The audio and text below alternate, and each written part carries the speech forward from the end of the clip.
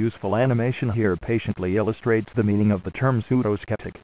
These are legions of verbally violent people online, who upbraid and abuse mindlessly religious people, afterlife proponents, and supporters of telepathy and psi, and the paranormal. Often calling themselves rationalists, falsely implying superiority to everybody else, they mistakenly believe, in a very angry infantile way, that they are scientists, practicing the scientific method on other people, who deserve the tongue lashing, for being irrational and unscientific. Laughing out loud, what delusion!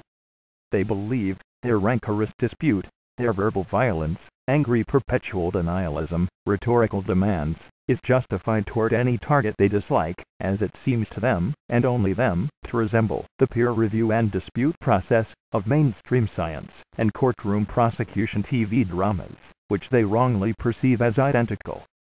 The animation patiently explains the many misunderstandings of pseudo-skeptics who number likely hundreds of thousands on the net, if not millions.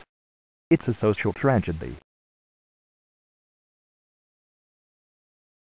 Hi, I'm a skeptic.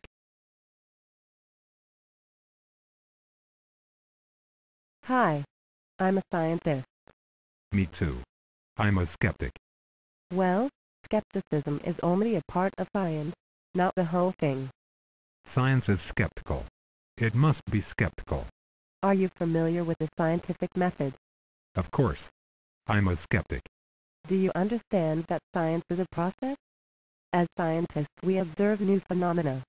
We come up with hypotheses to explain them, and then we put those hypotheses to various tests to see if our explanations really fit, or whether we're just fooling ourselves. That's where skepticism should come in. Then if our hypothesis passes those tests, we call it a theory.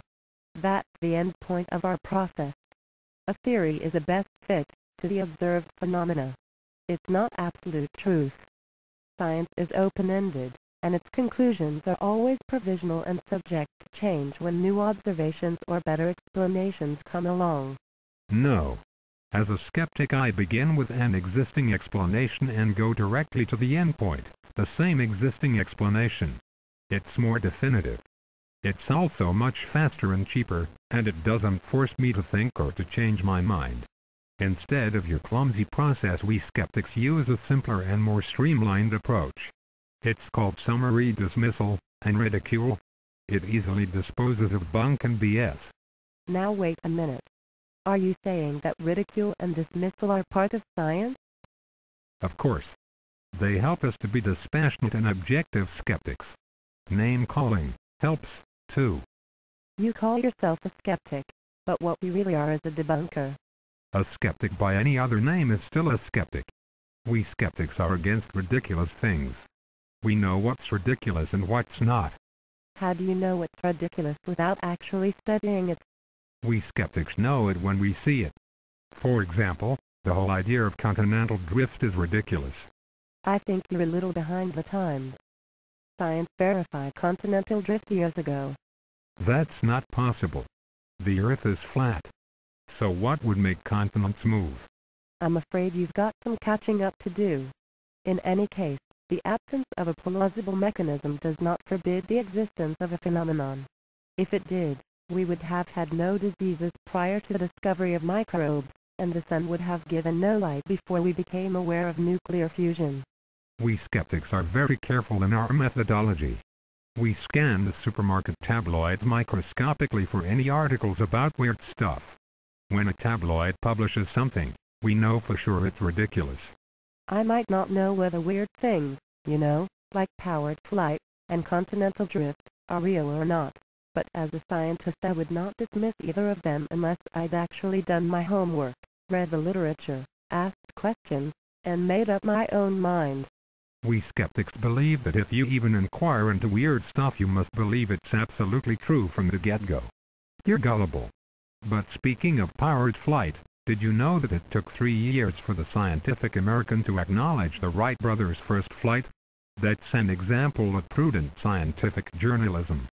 Speaking of history, did you know that science and democracy both appeared at about the same time? Did you know that they both sprang from the same impulses of independent thought, the freedom to do one's own experiments? and the rejection of imposed beliefs and institutional authority. You non-skeptics have no respect for institutional authority. Many scientists today do actually find themselves having to obey institutional authority in order to keep their job, funding and reputation, and avoid ridicule and dismissal. But, in their heart of hearts they wish they could get their freedom back and once again apply their talents to expanding human knowledge and meeting real human needs.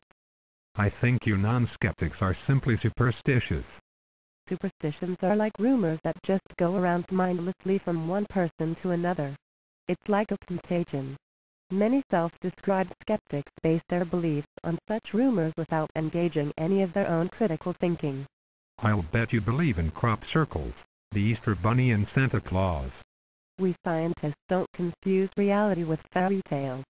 Crop circles actually exist, but I have no opinion about them because I haven't researched them. However, I can tell you that aliens exist because I've seen them with my own eyes. You're crazy. I'm outta here. Bye.